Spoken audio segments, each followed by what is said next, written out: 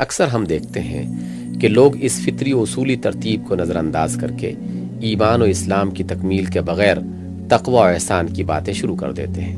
اور اس سے بھی زیادہ افسوسناک یہ ہے کہ بالعموم لوگوں کے ذہنوں میں ایمان و اسلام کا ایک نہایت محدود تصور جاگزیں ہے۔ اسی وجہ سے وہ سمجھتے ہیں کہ محض وضع قطع، لباس، نشست و برخاست، اکل و شرب اور ایسی چند ظاہری چیزوں کو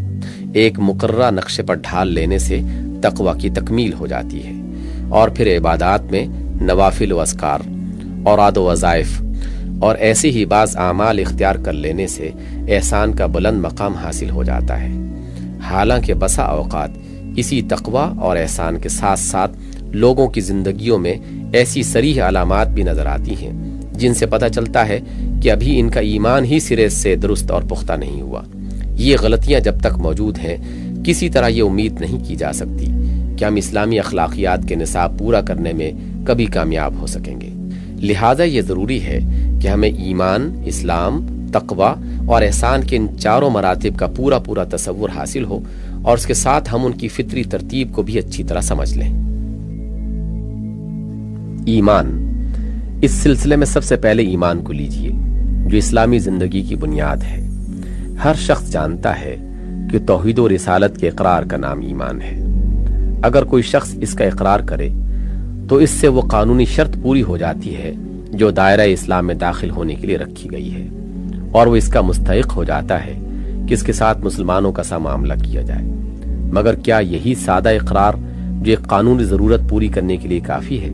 اس غرض کے لیے بھی کافی ہو سکتا ہے کہ اسلامی زندگی کی ساری 6 منزلہ عمارت صرف اسی بنیاد پر قائم ہو سکے؟ لوگ ایسا ہی سمجھتے ہیں،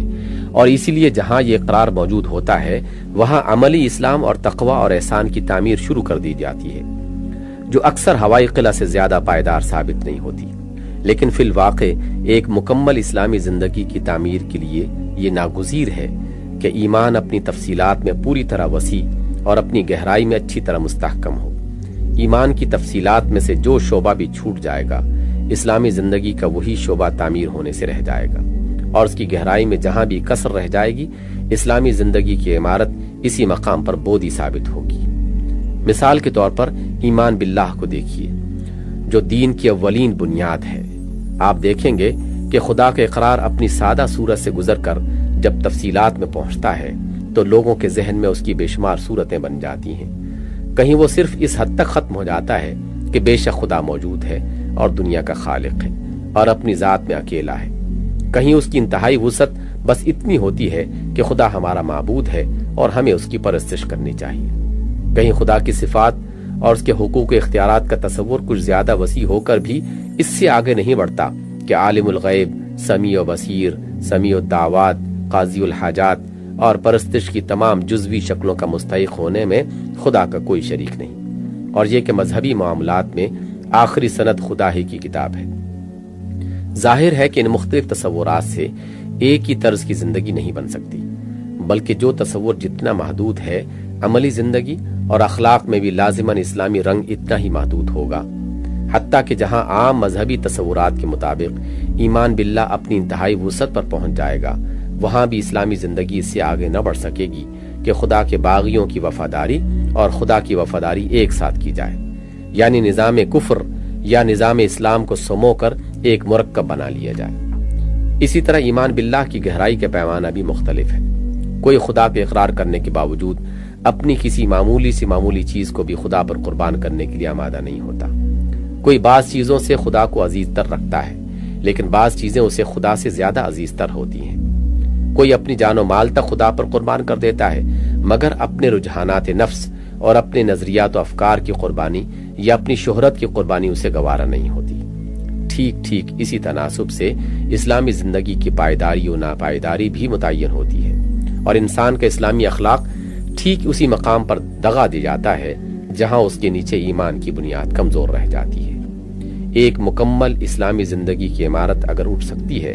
تو صرف اسی اقرار توحید پر اٹھ سکتی ہے جو انسان کی پوری انفرادی و اجتماعی زندگی پر وسیع ہو، جس کے مطابق انسان اپنے آپ کو، اپنی ہر چیز کو خدا کی ملک سمجھے، اس کو اپنا اور تمام دنیا کا ایک ہی جائز مالک، معبود، مطاع اور صاحب امر و نہی تسلیم کرے۔ اسی کو ہدایت کا سرچشمہ مانے اور پورے شعور کے ساتھ اس حقیقت پر مطمئن ہو جائے کہ خدا کی اطاعت سے انحراف یا اس کی ہدایت سے بے نیازی یا اس کی ذات و صفات اور حقوق اختیارات میں غیر کی شرکت جس پہلو اور جس رنگ میں بھی ہے سراسر ضلالت ہے۔ پھر اس عمارت میں اگر استحکام پیدا ہو سکتا ہے تو صرف اسی وقت کہ جب آدمی پورے شعور اور پورے ارادے کے ساتھ یہ فیصلہ کرے کہ وہ اور اس کا سب کچھ اللہ کا ہے اور اللہ ہی کے لیے ہے، اپنے معیار پسند و ناپسند کو ختم کر کے اللہ کی پسند و ناپسند کی تابع کر دے، اپنی خود سری کو مٹا کر اپنے نظریات و خیالات، خواہشات و جذبات اور انداز فکر کو اس علم کے مطابق ڈھال لے جو خدا نے اپنی کتاب میں دیا ہے، اپنی تمام ان وفاداریوں کو دریا برد کر دے جو خدا کی وفاداری کے تابع نہ ہوں بلکہ اس کے مد مقابل بنی ہوئی ہوں یا بن سکتی ہوں،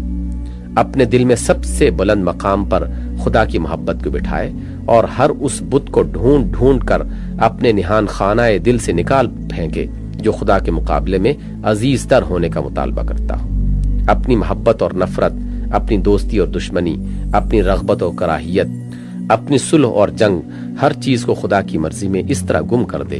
کہ اس کا نفس وہی چاہنے لگے جو خدا چاہتا ہے اور اسی سے بھاگنے لگے جو خدا کو ناپسند ہے۔ یہ ہے ایمان باللہ کا حقیقی مرتبہ، اور آپ خود سمجھ سکتے ہیں کہ جہاں ایمان ہی ان حیثیات سے اپنی وسعت و ہمہ گیری اور اپنی پختگی و مضبوطی میں ناقص ہو، وہاں تقوی یا احسان کا کیا امکان ہو سکتا ہے؟ کیا اس نقص کی کسر داڑھیوں کے طول اور لباس کی تراش خراش یا صبح گردانی یا تہجد خوانی سے پوری کی جا سکتی ہے؟ اس پر دوسرے ایمانیات کو بھی قیاس کر لیجیے۔ نبوت پر ایمان اس وقت تک مکمل نہیں ہوتا جب تک انسان کا نفس زندگی کے سارے معاملات میں نبی کو اپنا رہنما نہ مان لے اور اس کی رہنمائی کے خلاف یا اس سے آزاد جتنی رہنمائیاں ہوں ان کو رد نہ کر دے۔ کتاب پر ایمان اس وقت تک ناقص ہی رہتا ہے جب تک نفس میں کتاب اللہ کے بتائے ہوئے اصول زندگی کے سوا کسی دوسری چیز کے تسلط پر رضامندی کا شائبہ بھی باقی ہو، یا اتباع ما انزل اللہ کو اپنی اور ساری دنیا کی زندگی کا قانون دیکھنے کے لیے قلب و روح کی بے چینی میں کچھ بھی کسر ہو۔ اسی طرح آخرت پر ایمان بھی مکمل نہیں کہا جا سکتا جب تک نفس پوری طرح آخرت کو دنیا پر ترجیح دینے اور اخروی قدروں کے مقابلے میں دنیاوی قدروں کو ٹھکرا دینے پر آمادہ نہ ہو جائے اور آخرت کی جواب دہی کا خیال اسے زندگی کی ہر راہ پر چلتے ہوئے قدم بقدم کھٹکنے نہ لگے۔ یہ بنیادیں ہی جہاں پوری نہ ہوں، آخر وہاں اسلامی زندگی کی عالی شان عمارت کس شے پر تعمیر ہوگی؟ جب لوگوں نے ان بنیادوں کی توسیع و تکمیل اور پختگی کے بغیر تعمیر اخلاق اسلامی کو ممکن سمجھا، تبھی تو نوبت یہاں تک پہنچی کہ کتاب اللہ کے خلاف فیصلے کرنے والے جج، غیر شرعی قوانین کی بنیاد پر مقدمے لڑنے والے وکیل، نظام کفر کے مطابق معاملات زندگی کا انتظام کرنے والے کارکن، کافرانہ اصول تمدن و ریاست پر زندگی کی تشکیل و تاسیس کے لیے لڑنے والے لیڈر اور پیرو، غرض سب کے لیے تقوی و احسان کے مراتب عالیہ کا دروازہ کھل گیا، بشرطے کہ وہ اپنی زندگی کے ظاہری انداز و اطوار کو ایک خاص نقشہ پر ڈھال لیں اور کچھ نوافل و اذکار کی عادت ڈال لیں۔ اسلام، ایمان کی یہ بنیادیں جن کا میں نے ابھی آپ سے ذکر کیا ہے، جب مکمل اور گہری ہو جاتی ہیں تب ان پر اسلام کی منزل شروع ہوتی ہے۔ اسلام دراصل ایمان کے عملی ظہور کا دوسرا نام ہے۔ ایمان اور اسلام کا باہمی تعلق ویسا ہی ہے جیسے بیج اور درخت کا تعلق ہوتا ہے۔ بیج میں جو کچھ اور جیسا کچھ موجود ہوتا ہے وہی درخت کی شکل میں ظاہر ہوتا ہے، حتیٰ کہ درخت کا امتحان کر کے بآسانی یہ معلوم کیا جا سکتا ہے کہ بیج میں کیا تھا اور کیا نہ تھا۔ آپ نہ یہ تصور کر سکتے ہیں کہ بیج موجود نہ ہو اور درخت پیدا ہو جائے، اور نہ ہی یہ تصور کر سکتے ہیں کہ صحیح سالم بیج زرخیز زمین میں موجود ہو پھر بھی درخت پیدا نہ ہو۔ ایسا ہی معاملہ ایمان اور اسلام کا ہے۔ جہاں ایمان موجود ہوگا لازماً اس کا ظہور آدمی کی عملی زندگی میں، اخلاق میں، برتاؤ میں، تعلقات میں، کٹنے اور جڑنے میں، دوڑ دھوپ کے رخ میں، مذاق و مزاج کی افتاد میں، سعی و جہد کے راستوں میں، اوقات اور قوتوں اور قابلیتوں کے مصرف میں، غرض مظاہر زندگی کے ہر جز میں ہو کر رہے گا۔ ان میں سے جس پہلو میں بھی اسلام کے بجائے غیر اسلام ظاہر ہو رہا ہو، یقین کر لیجئے کہ اس پہلو میں ایمان موجود نہیں ہے، یا ہے تو بالکل بودا اور بے جان ہے۔ اور اگر عملی زندگی ساری کی ساری ہی غیر مسلمانہ شان سے بسر ہو رہی ہے تو جان لیجئے کہ دل ایمان سے خالی ہے، یا زمین اتنی منجر ہے کہ ایمان کا بیج برگ و بار نہیں لا رہا۔ بہرحال میں نے جہاں تک قرآن و حدیث کو سمجھا ہے، یہ کسی طرح ممکن نہیں ہے کہ دل میں ایمان ہو اور عمل میں اسلام نہ ہو۔ اس موقع پر ایک صاحب نے اٹھ کر پوچھا کہ ایمان اور عمل کو آپ ایک ہی چیز سمجھتے ہیں یا ان دونوں میں کچھ فرق ہے؟ اس کے جواب میں کہا گیا،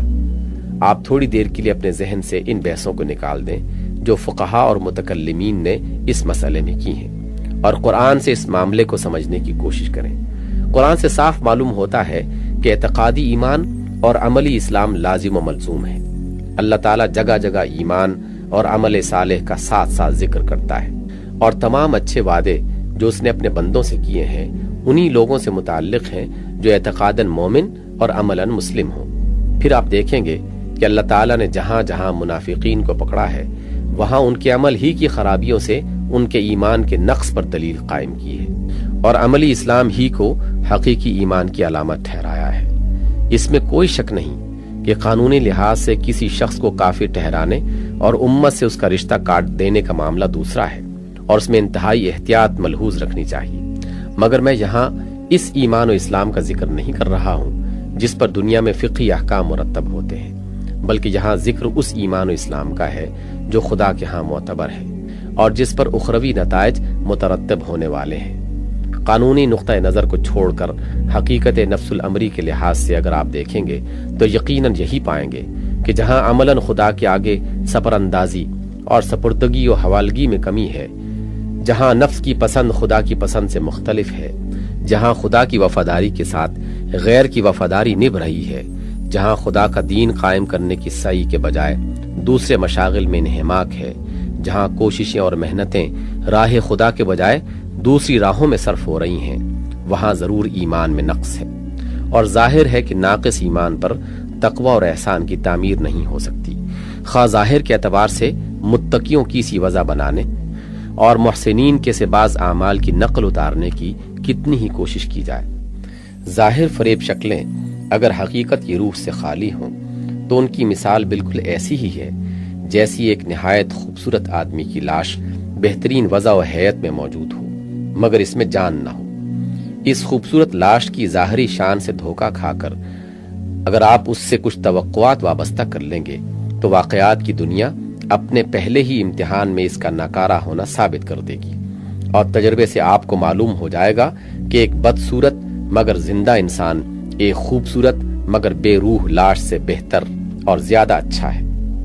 ظاہری فریبیوں سے آپ اپنے نفس کو تو ضرور دھوکہ دے سکتے ہیں مگر عالم واقعہ پر کچھ بھی اثر نہیں ڈال سکتے، اور نہ خدا کی میزان ہی میں کوئی وزن حاصل کر سکتے ہیں۔ بس اگر آپ کو ظاہری نہیں بلکہ وہ حقیقی تقوی اور احسان مطلوب ہو جو دنیا میں دین کا بول بالا کرنے اور آخرت میں خیر کا پلڑا جھکانے کے لیے درکار ہے، تو میری اس بات کو اچھی طرح ذہن نشین کر لیجئے کہ اوپر کی یہ دونوں منزلیں کبھی نہیں اٹھ سکتی جب تک کہ ایمان کی بنیاد مضبوط نہ ہو جائے، اور اس کی مضبوطی کا ثبوت عملی اسلام یعنی بالفعل اطاعت و فرما برداری سے نہ مل جائے۔